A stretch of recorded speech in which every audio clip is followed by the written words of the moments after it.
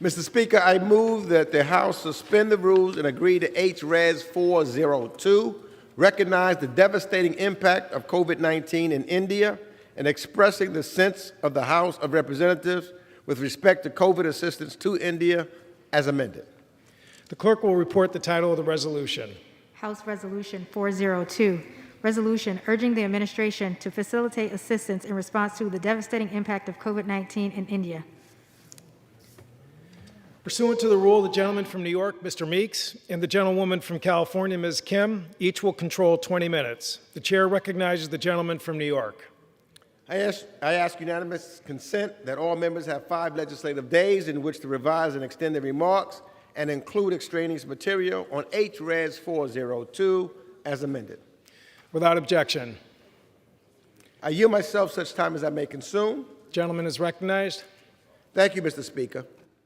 I rise today in support of H-Res 402, urging the administration to facilitate assistance in response to the devastating impact of COVID-19 in India.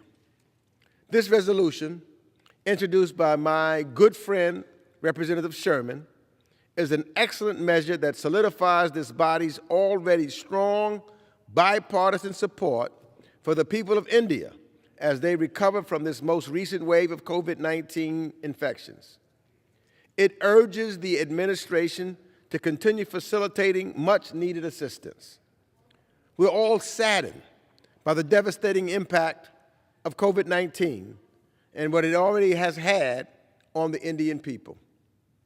Beginning in March 21, India started to experience a surge of COVID-19 cases and deaths. Indians from all backgrounds, young and old, urban and rural, have been touched by this pandemic. With infections rising at an alarming rate, the healthcare system struggled to provide care to all those infected, and medical supply shortages were reported across the country. Harrowing images depicted the devastation that COVID-19 caused, from family members looking for hospital beds and medical supplies to funeral pyres burning nonstop, 24 hours a day, to ensure the last rites of the many people who have passed. And I'm pleased with the Biden administration's swift response, sending much-needed medical supplies to India. It was not just the American government that contributed. We witnessed many in the Indian American community and the United States private sector rally support to get critical supplies to India. We now see COVID-19 cases starting to come down, but we cannot let our guard down. We must do more to prepare for a potential new wave of infections. It's important to recognize that none of us will be safe until all of us are safe. The pandemic continues to highlight the important role of India in combating this disease globally. Its role in the global medical manufacturing supply chain is critical to defeating this pandemic. The global community relies on Indian pharmaceutical and vaccine manufacturing capability. What happens in India also has spillover effects in neighboring countries like Nepal.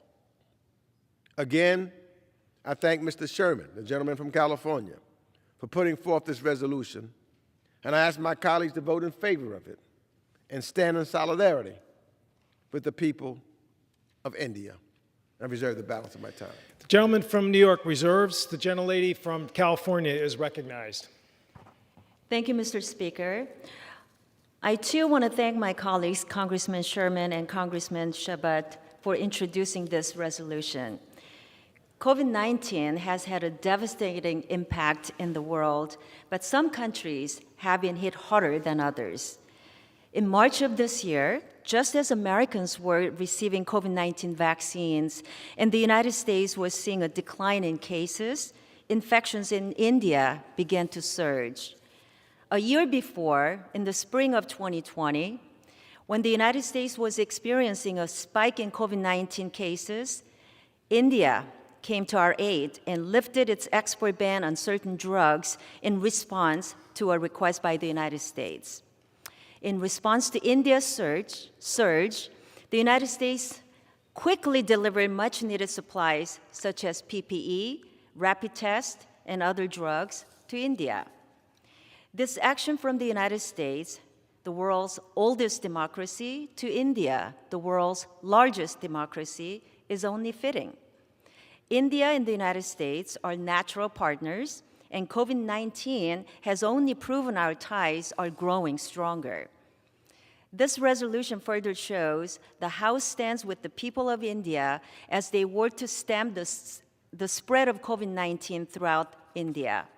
So I urge my colleagues to support this resolution, and I reserve the balance of my time. The gentlelady from California reserves. The gentleman from New York is recognized. Yeah, Mr. Speaker, I'm proud to yield 5 minutes to a very valued member of the House Foreign Affairs Committee, the gentleman from California, my good friend, Mr. Sherman. The gentleman from California is recognized for 5 minutes. I thank my good friend for yielding. I want to thank my colleague and co-chair of the House Caucus on India and Indian Americans, Mr. Shabbat, for joining with me in introducing this resolution. Mr. Shabbat and I introduced this resolution recognizing the devastating impact that COVID-19 has had on India and expressing the sense of the House of Representatives about the need to provide the maximum possible assistance to India. The House has a long bipartisan record of support of strengthening the relationship between the United States, the world's oldest democracy, and India, the world's largest democracy. I also want to thank Chairman Meeks and Ranking Member McCall for working with us on this important resolution, and thank my colleagues on the Foreign Affairs Committee for passing this resolution unanimously. The COVID-19 outbreak in India requires a global response. We know that the COVID epidemic is not limited by international borders, and the pandemic will not end anywhere until it ends everywhere, as the chairman pointed out. This is particularly true with regard to variants, and we're aware of the Delta variant that is now spreading. Because until we can vaccinate the world, there'll be millions, billions of opportunities for this virus to infect. Where it infects, it replicates. Where it replicates, it mutates and poses the risk of developing a strain that, unlike the strains we've dealt with so far, evades the vaccines that we've developed. We've been working on a bipartisan matter to address the devastating effects of this second COVID-19 wave in India.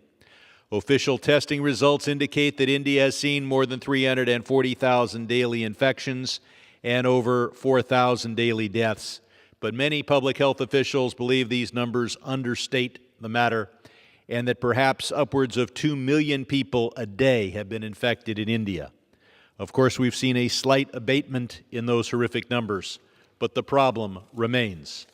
I want to thank the Biden administration and commend them for organizing so many parts of the U.S. government, the CDC, HHS, USAID, the State Department, in getting materials to India that will help vaccine production, provide rapid COVID testing, and most importantly, oxygen support, particularly oxygen concentrators, and of course, PPE to help save lives. This resolution is part of the ongoing effort of the India Caucus to help India at this time of need. Earlier this year, we sent a bipartisan request to the President requesting that we increase our assistance to India in battling COVID-19, particularly focusing on the raw materials necessary to manufacture vaccines and oxygen concentration equipment. By early May, the United States had provided over $100 million worth of medical supplies, including that oxygen support and PPE, rapid diagnostic testing, and therapeutics. USAID also facilitated the delivery of 440 oxygen cylinders and concentrators to India, generously donated by the state of California. We should recognize the substantial support of the American public. In response to India's crisis, the Indian American community has contributed significantly to the effort, and individuals, along with the private sector, continue to do so. Indian American companies, such as Prime Healthcare, are working to assist efforts not only to deliver necessary medical supplies, but also ensure that they reach the people most in need. And the U.S. India Business Council has worked to coordinate a coalition of corporations, nonprofits, and individuals to deliver thousands of ventilators and oxygen concentrators to India. This resolution stands with the people of India as they collectively work to stem the spread of COVID-19, urges the administration to facilitate private and in-kind medical supply donations, and urges the delivery of urgently needed supplies to India. This resolution recognizes the importance of work by the U.S. government and of Indian Americans in the private sector.